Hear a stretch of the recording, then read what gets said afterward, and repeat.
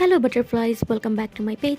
So আজকে আমরা একটা মেকআপ লুক এক্সপেরিমেন্ট করব। আমি দেখেছি ভিডিওতে আপনারা আমার ভয়েস ওভারগুলো বেশি পছন্দ করেন, মানে ওই ভিডিওগুলো রিচ বেশি।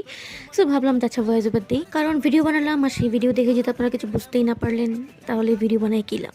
তো আজকে একটা মেকআপ এক্সপেরিমেন্ট করব, দ্যাট ইজ কোল আইস। আমি আসলে খুব একটা স্মোকি আই লুক করি না, বিশেষ করে কাজল দিয়ে, কারণ আমার কাজল ছড়ায় ছিটাই যায়।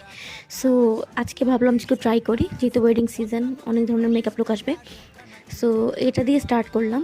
সো প্রথমে একটা কাজল দরকার ছিল এবং এই কাজলটার দাম মাত্র 10 টাকা, আমি রিসেন্টলি কিনেছিলাম। সো ভাবলাম শখে শখে একটু ভিডিও বানাই, কাজলটা ভালোই আছে, খারাপ না। তো অবশ্যই শখে শখে, বাট চেষ্টা করবেন যাতে ভালো মানের কাজল ইউজ করতে পারেন, কারণ চোখ অনেক গুরুত্বপূর্ণ একটা অংশ। সো আমি আজকে মেকআপ লুকটা ট্রাই করছি, জানি না কীরকম হবে। আসলে অনেক দিন পর আবার নতুন করে মেকআপ এক্সপেরিমেন্ট করা স্টার্ট করেছি। সবসময় ভালো হবে এমন না, খারাপও হতে পারে, সেটা আসলে আপনারা আমার থেকে ভালো বলতে পারবেন, কারণ নিজেরটা তো সবসময় নিজে বোঝা যায় না।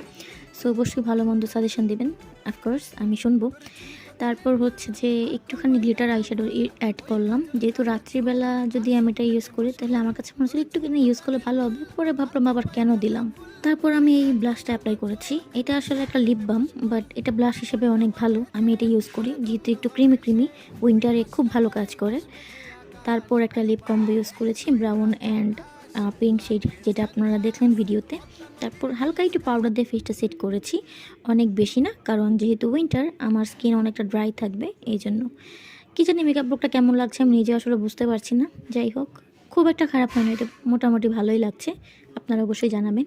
তারপর একজোড়া ম্যাচিং জুয়েলারি পরেছি, যদি একটু বেশি লাগছে, তারপরও নতুন কিনেছি, শখ করে পরে ফেলেছি। শখের দাম লাখ টাকা। আল্লাহ হাফেজ।